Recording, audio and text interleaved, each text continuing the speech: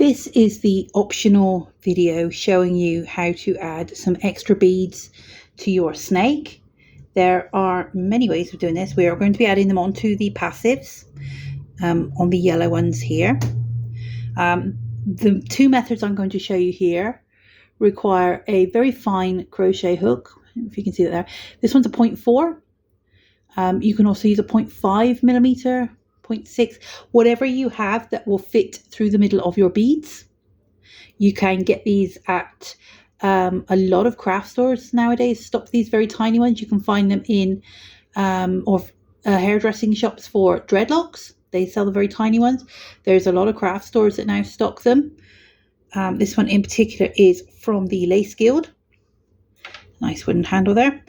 The other thing I'm going to use is a piece of doubled over beading wire. This is size 26. It is, I don't know, it's probably a bit long, but it's probably 6 to 8 inches long, folded in half. That will also do the same thing. I will show you with the crochet hook first, then I will show you with the wire how to add beads onto your passives if you don't want to add them on with the worker. The beads I am using are very, very small. They are 3 millimeter ones. Let me just find some for you. The most important thing is though that your crochet hook goes through the middle of them so that you are able to push them onto the thread. Okay, so here goes. Leave your worker pair to the side. You don't need those at this moment. And find the pair of bobbins you would actually like to put your beads on. Now I'm going to put them in the very, very middle. So if you separate out your passives again, just like we did for the vein, you will see that because we have an even number, that's your gap there. So I'm actually going to be adding them to these two passives here. So that's the right hand one from this pair and the left hand one from this pair. And that will make up a pair in its own right, just to add the beads. Crochet hook. This is how we're going to do the first one. The first bead I'm trying to pick up is this red one. So you pop that on your hook first. Now I'm going to be putting it onto the left hand thread first.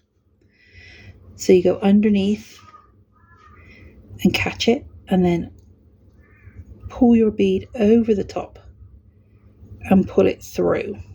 So there's a big loop, the bead's right at the top there. And what you're going to do is thread this bead through that loop. If this loop is too small, keep your hook on there and just pull out some more thread. The bead will dictate how big that loop is. Once you have a big enough loop, pick up your second passive and put it through the loop. Be careful when you have the beads on here that you don't get it all tangled in that wire, and pull that all the way down. As you can see, it is through the loop there. Then with this one, we're just pulling this one to pull the bead into place. It's now too long, so we're just taking that hitch off, winding it back up a little bit and putting that hitch back on. And there is a bead sat very snug in place right there. So we go back to our worker pair. We are going from right to left in cloth stitch all the way across, exactly as you have been doing. All the way. So we're using that half and using that half, and then coming across here and using this one and this one here. And then we're double twisting because we're at the end of a row. And we're going to pop in a pin.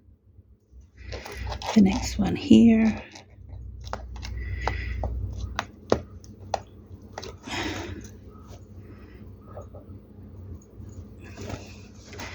Okay, and then just make sure that we're pulling everything nice and snug. And you see how that sits in there like that?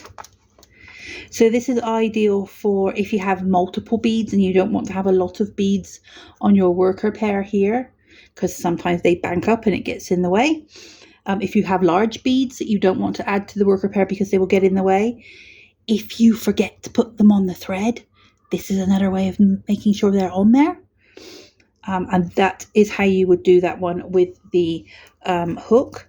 So I am just going to go across and get to the next placement of beads, which I think is another 1-2 rows. So we're just going to go across and just get to that place. So this is just cloth stitch, as we were doing. Double twist at the end of the row, nicely tensioned all the way through, and pop in our pin.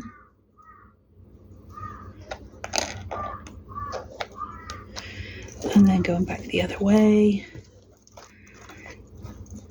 So I think I did beads on every third row when I marked out this pattern. Like I said, this is not in the book, this is optional, just so I can give you some extra ideas on how to add the beads if you weren't comfortable putting them on the thread at the start. Let me put that one in there. So am I on that row? Let's have a look. Yes, I am. Okay, so just nicely tensioned. Okay, so this is the same method. So we're just finding those middle ones. The next bead I'm going to use is my blue one, but I'm going to use the wire for this one. So the blue bead and the wire, slightly different, same outcome, just a different way of using a different tool. So this one, the bend is right at the bottom here. That's where you want the thread. So again, we're going to be putting it on the left hand and pushing the right hand bobbin through the loop. Just move that out of the way. So we're just popping that one under there, pushing the thread there, and just making sure that's got enough on there. So the wire is now on the thread. Put the two ends of the wire together and thread on your bead. If you can see, there's the bead. One end, two ends, and pull the bead all the way to the end, and then pull the thread through the bead, just like we did with the hook. Okay, so you've got the loop, the bead, and the wire. When you get to this stage, just unthread the wire, hold on to that loop, and pop your right hand bobbin through the loop, again being careful with the spangle if you're using them, and then just tension exactly as we did before. If you need to, undo the hitch and wind it back up a little bit. And there's the blue bead. And that's the two extra methods of adding beads to your lace, should you wish to.